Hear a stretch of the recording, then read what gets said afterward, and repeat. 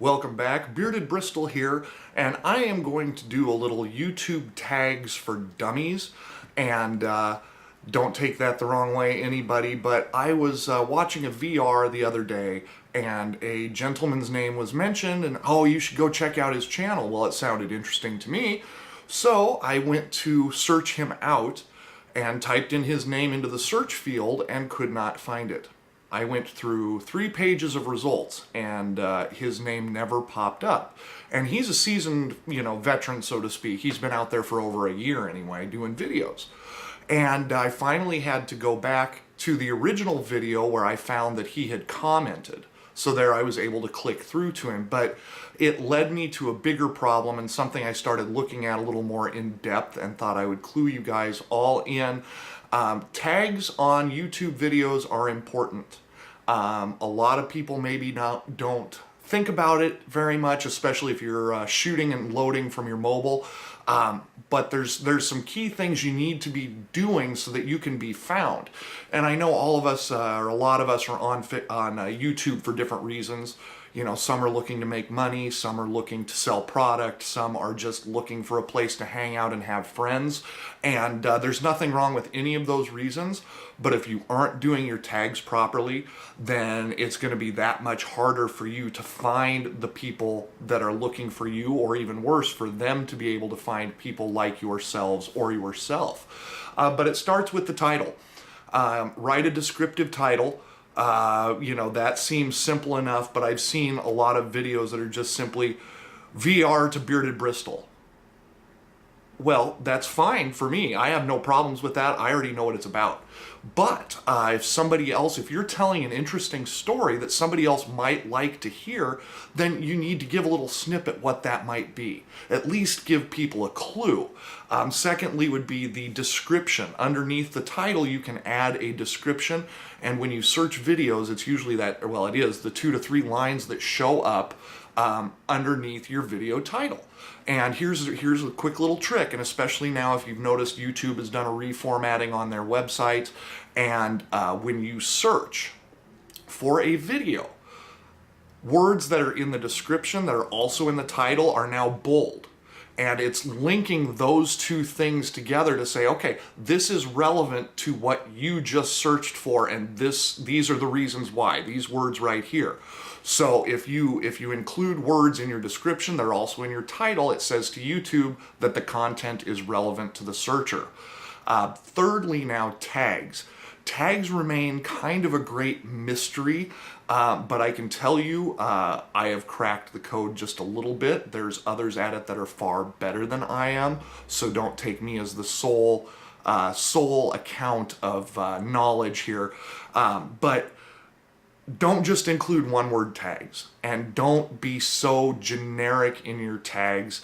If you're talking about a 57 Chevy, don't call it a car and leave that as your tag.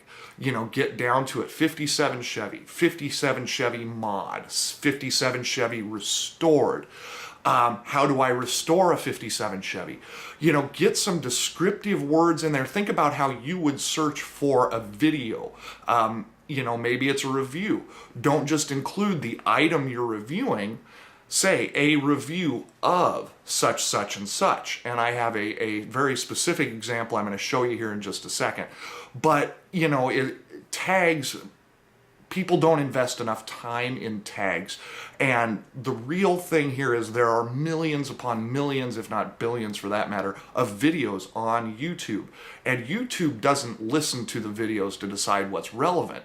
They expect us as creators to be able to adequately describe our own videos. And if we don't do that, it's not to say they still won't get found on very specific searches, or in the case where you've got enough subs that you just pop up at the top of relevant searches. That does happen. But for the bulk of us out there, that's just not real.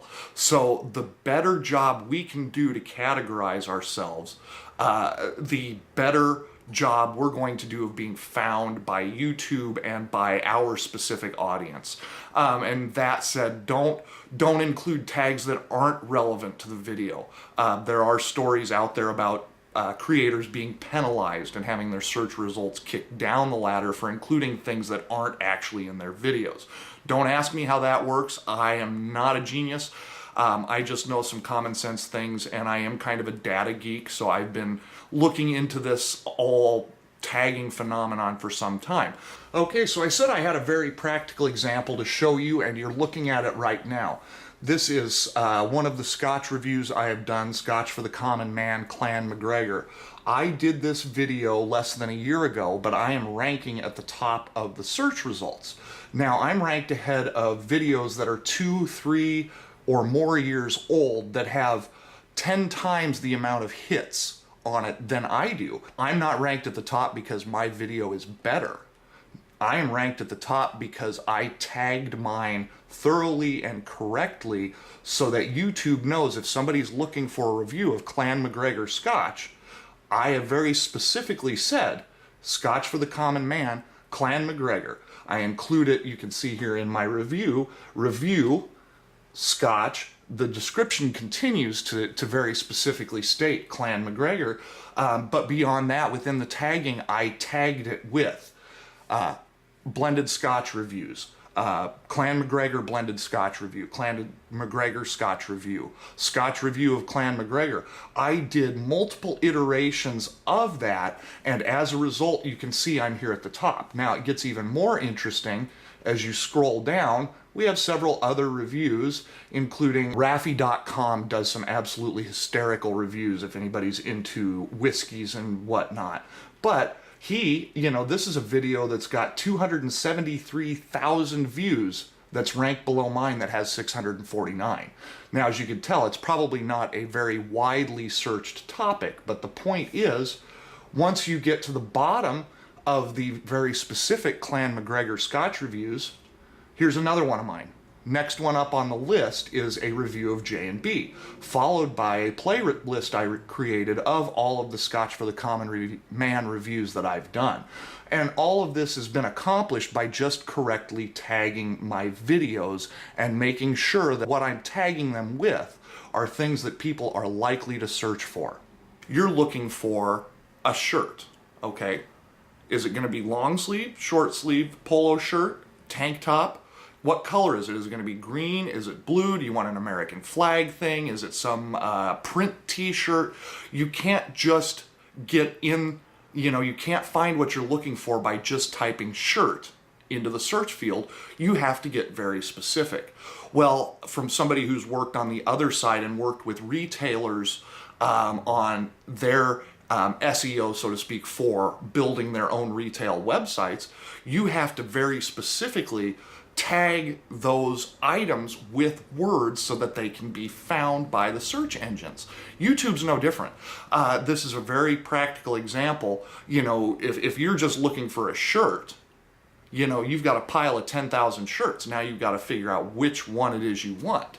But if you say you're looking for a green short-sleeved shirt that's not a polo, just a t-shirt, now you've narrowed that down basically to what size do you want or what shade of green. So you could even go farther in terms of tagging your videos and defining that shade of green as this example goes. So anyway, just wanted to throw that little nugget out there for you guys, in part because there was a specific case for me where I was looking to find a channel and I had to look extra hard to track it down. Tag yourself in the videos as well, whatever your channel is. I guarantee you every one of my videos has the Bearded Bristol tag in the tags section. One last little thing to think about for those of you that have access to multiple devices. For some unknown odd reason, something I don't understand, if you are uploading via mobile, you can only use 200 characters in your tags. If you are uploading on your desktop, or if you're doing your descriptions and title on the desktop, you can have 500 characters. So that's 2.5 times the amount of characters just by switching from mobile to desktop. So again, I couldn't begin to guess why that is. There's lots of weird things in the YouTube algorithm that even the super experts are scratching their heads over. This appears to be just one of those things within it. Anyway, just wanted to leave you that. I may do some more YouTube tip videos in the future. We'll see how this one goes over. But until then, y'all take care, and we'll talk to you again soon.